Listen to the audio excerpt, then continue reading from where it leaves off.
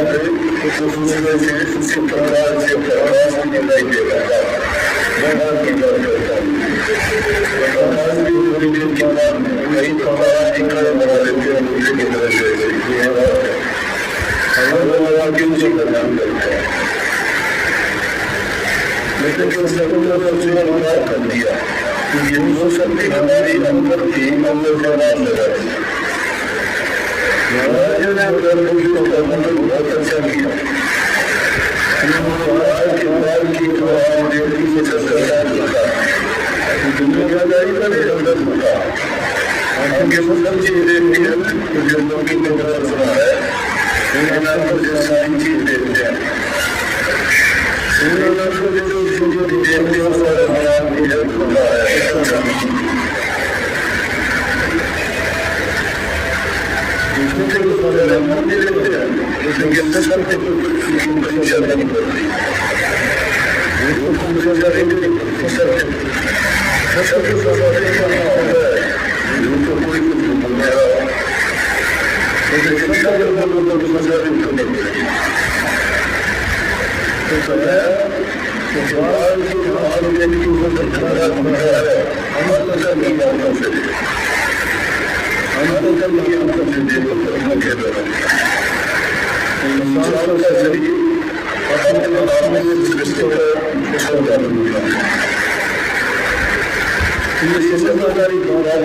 हर चीज में विज्ञान में भी देखोगे इंसान के दिमाग के ऊपर देखो इंसान के दिमाग में बनाया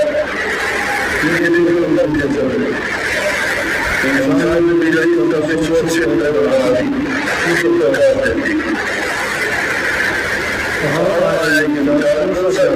बहुत से पैदा इंसान के मस्तिष्क में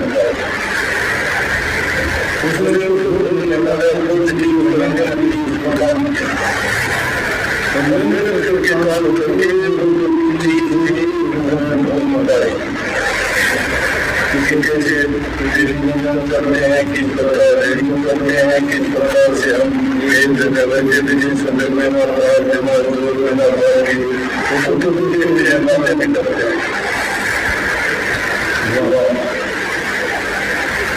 में जिनका सोशल मजबूर करते हैं लेकिन दूसरे लोगों को सोचने का टाइम नहीं किस प्रकार से हो गया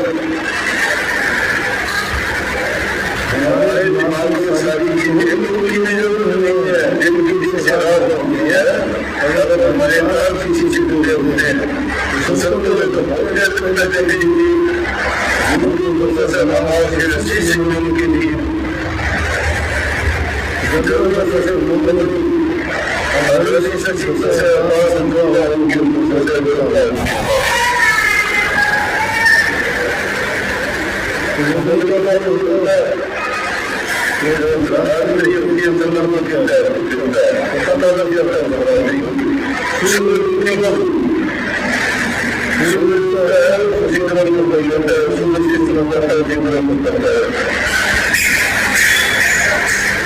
मेरा मतलब सेवा करने से है, मेरे से कोई सेवा करवाओ। तुड़वाने की भी सेवा है, तुड़वाने की भी सेवा है और बनाने की भी सेवा है। दोनों में आपका ही हुक्म काम करता है ना। मेरा मन तो नहीं किसी में, ना मेरा मन बनाने में है ना मेरा मन तोड़ने में है। गुरु का हुक्म और गुरु की आज्ञा, शिष्य का धर्म और कर्म जो होता है वो करता हूँ मैं। शिष्य का धर्म और कर्म है कि गुरु की आज्ञा का पालन करें। वो आपकी कृपा है जो आपने हुक्म दिया। मैं क्या कर सकता हूँ, अनजान हूँ, कुबुद्धि हूँ, लेकिन फिर भी मैं इतना जानता हूँ, आपसे प्यार करता हूँ। आपके वचन, आपकी बात और उसकी आज्ञा का पालन हो जाए, मेरी यही भक्ति है, मेरी यही भक्ति है और मेरी यही सोच है। बोले कि वाह भाई वाह, जा तो परीक्षा में पास हुआ और जो है अब चौथी गद्दी का गुरु भी हो। आगे से तू ही जीवों को संभालेगा। तो रामदास जी को गद्दी दे दी। कहाँ चने बेचने वाला बच्चा, गरीब, गुजारा भी नहीं होता था। सेवा के कारण गुरु की आज्ञा में रह के निश्चल, निष्कपट और बिना किसी भेदभाव के, और उसके कारण वो गुरु बने। चौथे गद्दी के गुरु रामदास जी, और रामदास जी तक सिखों में गद्दी एक दूसरे को मिलती रही, लेकिन पांचवी गद्दी के बाद में गद्दी घर में रहने लगी। तो सिख गुरुओं से जो हमें शिक्षा मिलती है, यूँ तो सब गुरुओं ने ही अलग अलग स्थानों पे हालात के अनुसार अलग अलग प्रदेशों में होता है। तो क्या है, मिट्टी है ये,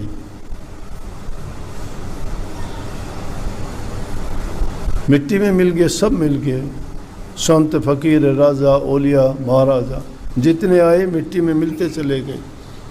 इंसान को क्या रह जाती है, गुण, गुण और अवगुण दो ही चीज रहती है। उसके बाद में दुष्ट आदमी को तो गालियां देते हैं, अपना मुंह काला करवा लेते हैं, गलत काम करके, उल्टे सीधे काम करके। नेक काम से गए, बदनामी हुई, और हमेशा के लिए उन्होंने लोगों से आने वाली पीढ़ियां भी गालियां देती हैं। औरों की बात छोड़ो, रावण को गालियां देते हैं, आग लगा के जलाते हैं, कंस को गालियां देते हैं। जिन लोगों ने भक्तों के साथ किए उनको सबको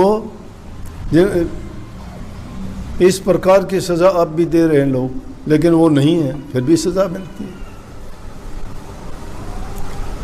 लेकिन कहने का मतलब यह है कि वो संत उस रास्ते से भटके नहीं।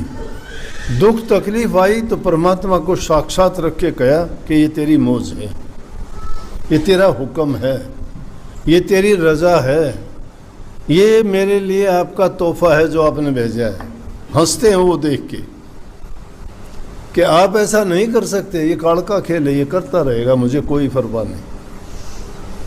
जिसने उस चीज को जाना वो बेपरवाह हुए। हम तो संसारी लोग हैं, कोई एक गाली देता है 10 देते हैं, कोई एक बार अगर थप्पड़ आंख भी निकाल दे तो हम लठ लेके मारने दौड़ते हैं, मारते भी। क्यों नहीं पहचानते हम क्या खेल है ये? अरे भक्ति के रास्ते पर चले हो तो थोड़ा बहुत तो ज्ञान होना चाहिए। इंसान अगर सच्चे दिल से जहाँ कहीं बैठ जाता है और वो गौर करता है तो हर चीज़ सबक देती है। एक बार एक बहुत बड़ा व्यक्ति बना, बाद में गुरुकुल संस्कृत का महाविद्वान बना, सबसे बड़ा। गुरुकुल में गुरु के पास रहता था, गुरु जो पढ़ाता और सब विद्यार्थी सब याद कर लेते, उसको कुछ याद नहीं होता, सब मजाक उड़ाते उसका।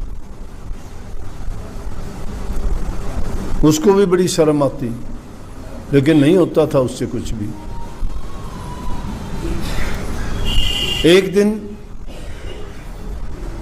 तंग आके उसने आश्रम को छोड़ दिया, गुरुकुल से बाहर भाग गया।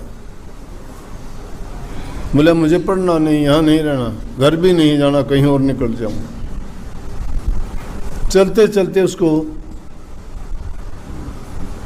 प्यास लगी, कुएं के पास औरतें पानी भर रही थी, वहां गया, पानी पीने के लिए कहा, उनको पानी पिया, थका हुआ था, पानी पी के वहीं बैठ के विश्राम करने लग गया। तो कुएं से जो पानी निकाल रही थी उसने रस्सी के आने जाने को देखा, और रस्सी के आने जाने के कारण जो पत्थर की सिल थी उसके ऊपर इतना गहरे निशान उसने रस्सी ने डाल दिए थे कि उनको देख के वो हैरान हो गए। और वहां उसको ज्ञान मिलता है क्या, रे इतनी नेक जगह छोड़ के आ गया मैं, किसके कारण से? कि वो मुझे कहने लगे मैंने अभ्यास नहीं किया। जब एक रस्सी एक शिला को काट सकती है, मैं तो इंसान हूं, और मैं उनके डर से और अपनी कमी के कारण वहां से क्यों निकल के आया? वापिस गुरुकुल में चला गया, और वापस गुरुकुल में जाने के बाद में उसने वो अभ्यास किया कि सब विद्यार्थियों में अव्वल हुआ वो, और बाद में जाके संस्कृत का महाज्ञाता और इतना संस्कृत का मतलब लेखक, कवि और साहित्यकार हुआ कि आज भी उसका नाम संस्कृत भाषा में सबसे पहले लिया जाता है। संतों ने भी यही कही, अरे अभ्यास किया करो, नाम तो ले लिया गुरु से, भूले से याद भी नहीं करते। क्यों नहीं करते? बुरी आदतें नहीं छोड़ी आपने। निंदा, कपट, धोखा, चोरी, भ्रष्टाचारी, ये गलत काम नहीं छोड़े आपने। उन गलत कामों को छोड़ देते तो अच्छी चीज हृदय में जमती आती। गुरु का मुखड़े पर तो डाढ़ी लाग रही है, गुरु का मुखड़ा अच्छा नहीं लगता। गुरु के ज्ञान की बात कही है, गुरु का ज्ञान अच्छा लगता है। गुरु ने जो हमें ज्ञान दिया उसे जीवन पलट दिया हमारा, इसलिए उनका मुखड़ा अच्छा लगता है। ये मुखड़ा जिससे जबान निकलती है मीठी, संदेश हमें सुधारने वाली, हमें रास्ता दिखाने वाली, हमें बुराई से बचाने वाली, इस जन्म मरण से छुटकारा दिलाने वाली, वो मीठे शब्द निकलते हैं, अमृत के समान है वो। भक्त लोग कहते हैं अमृत वर्षा होती है। मूर्खों को पता ही नहीं क्या बोल दिया, क्या कह दिया। और इस चेहरे से प्यार करना कोई नहीं करता। ये तो मिट्टी है, ये सुंदर भी नहीं है। सुंदर चीज से प्यार करते हैं दुनियादारी के लोग तो, लेकिन सुंदर गुण होते हैं इंसान के, चेहरा अच्छा नहीं होता। कि सीरत के हम गुलाम हैं, सूरत हुई तो क्या, मिट्टी की सफ़ेद मूरत हुई तो क्या। हम तो गुणों के, इंसान के गुण देखने चाहिए। रूप रंग का क्या करोगे? जिस इंसान में गुण नहीं है, अवगुणों से जो भरा हुआ है, क्या करोगे उस रूप का? वो गुरुजी प्यारों को नहीं लग गए। प्यारा जब लगता है कि इंसान जिसको सब कुछ सौंप देता है और उसके सिवाय उसको कुछ नजर नहीं आता। ये वाणी मेरी थी और किसी की नहीं है, और मैंने राजस्थानी भाषा में लिखी थी। गुरुजी मन थारो मुखड़ो प्यारो लागे जी, प्यारो लागे जी, दुनिया ते न्यारो लागे जी। मन दुनिया से न्यारा लगा करता। दुनियादारी के लोग मेरे क्या काम आए, क्या वर्णन करूं इसका? मुझे प्यारे क्यों लगते थे? उस मुखड़े ने मुझे जीवन दे दिया। पर उसका पद, उसका धन, उसका बड़ा परिवार, उसका कुल कुटुंब, उसकी विद्या, ये बल है दुनिया के। धन बल है, शारीरिक बल है, मानसिक बल है, पारिवारिक बल है, वंश का बल है, पद का बल है, ये बल हैं। इन बलों को इसीलिए तो कहिए कि संतों के दरबार में जाके जो गीत गाते हो कि बलिहारी, बलिहारी जाऊं आपके। बलिहार जाने का मतलब है मैं अपने सारे बल एक तरफ छोड़ के दीनहीन गरीब बन के आता हूं। बलिहारी का और कोई मतलब नहीं है। गीत गाते हो बलिहारी गुरुदेव की जिन दिया भरम गढ़ तोड़। भरमों के तो किले खड़े कर रखे हमने, गढ़ किले को कहते हैं। और भरमगढ़ हमारा कब टूटे है? जब हम बलिहार जाते हैं। अपना बल, अपनी बुद्धि, अपनी चतुराई जब तक रखोगे तब तक वो भरम के दुर्ग नहीं टूटते। इसलिए हमें ये विश्वास के साथ, पूरे दृढ़ यकीन के साथ, और जो आदमी पक्के यकीन के चतुराई से जो आदमी जाता है ना, वो तो ऐसा है जैसे पेड़ पर चढ़ के जिस टहनी पर बैठा हुआ उसी को काट रहा है। कुछ ही समय के लिए झूल लेगा उस पर, लेकिन टहनी जब कटेगी गिरेगा धड़ाम देश। अपने ही पैर पे कुल्हाड़ा मार रहा है वो। पता जब चलेगा जब वो उससे शरीर से अलग हो जाएगा। वही वो कुत्ते की हड्डी है।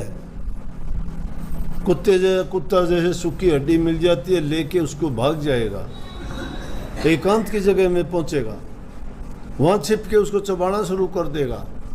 सोचेगा खून निकलता है। कुत्ते के अपने मसूड़े फूटते हैं उस सूखी हड्डी से, उसमें कुछ नहीं है, सूखी हड्डी है वो।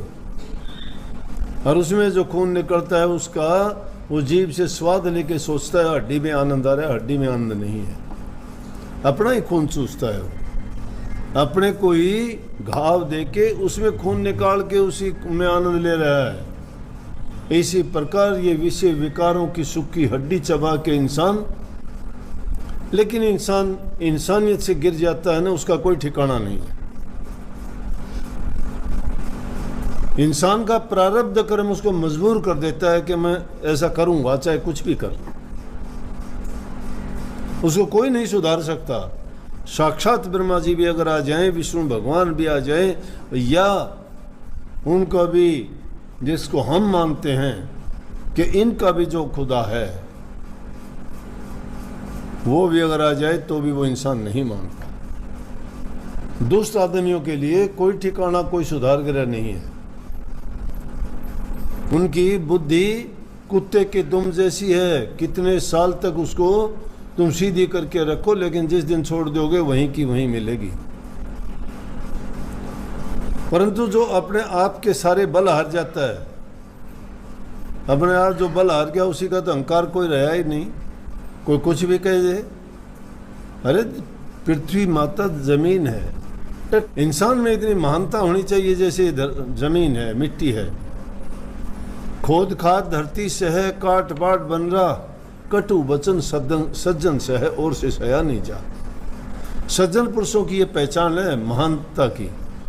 जो महान हो जाते हैं वो समुद्र की तरह स्थिर हो जाते हैं। मछली, मेंढक सब उसमें, मगरमच्छ, कितने बड़े बड़े जानवर, 9 लाख प्रकार के जीव उस समुद्र में रहते हुए उसी में वो पखाना करते हैं, उसी पानी को।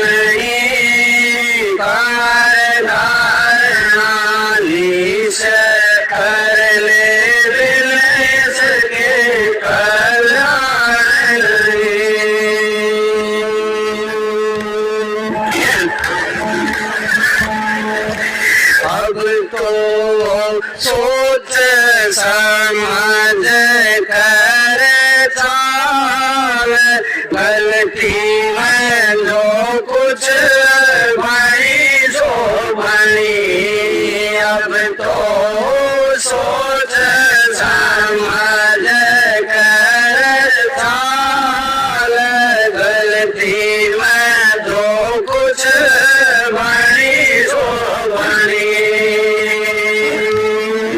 बनी सो बनी रे भाई, बनी सो बनी, अब तो सोच समझ कर चाल, गलती में जो कुछ बनी सो बनी।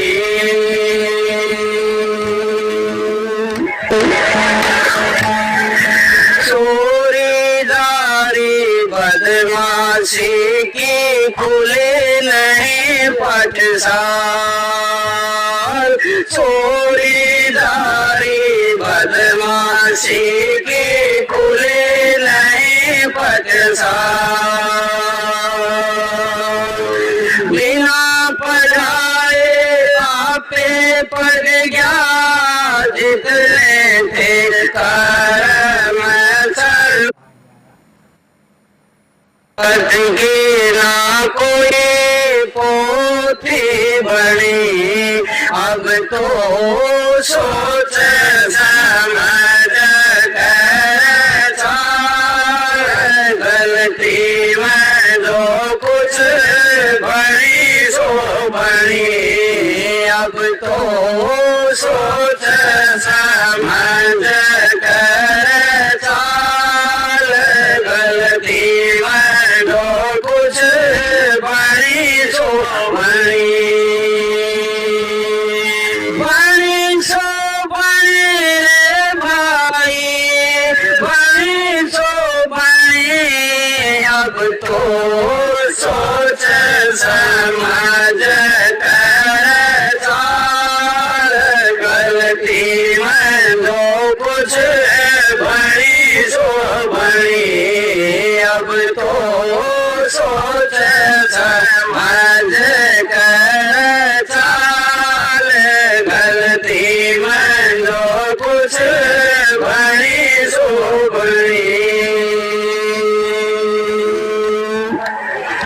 तेरे कर्मों के आगे बावड़ा कोई न बांध पाल, तेरे कर्मों के आगे बावड़ा कोई न बांध पाल, मात पिता बंधु सुत नारी, इनकी ना पड़ती आगे ढाल, विपद में तेरा कोई ना धनी, अब तो सोच समझ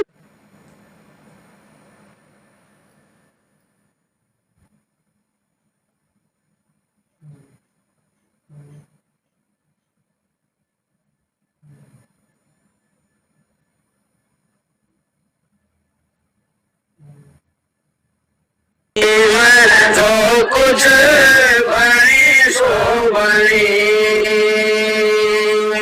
बनी सो बनी रे भाई, बनी सो बनी, अब तो सोच समझ कर चाल, गलती में जो कुछ बनी सो बनी रे, अब तो सोच समझ कर चाल, गलती में जो कुछ बनी सो बनी। धर्मराज के जाना होगा, होगा वही हिसाब, धर्मराज के जाना होगा, होगा वही हिसाब, खंबे दागे दांगे चिम चमकते तारे तेरी ताल सुबह तेरे सिर की घड़ी अब तो सोच समझ कर चाल गलती में जो कुछ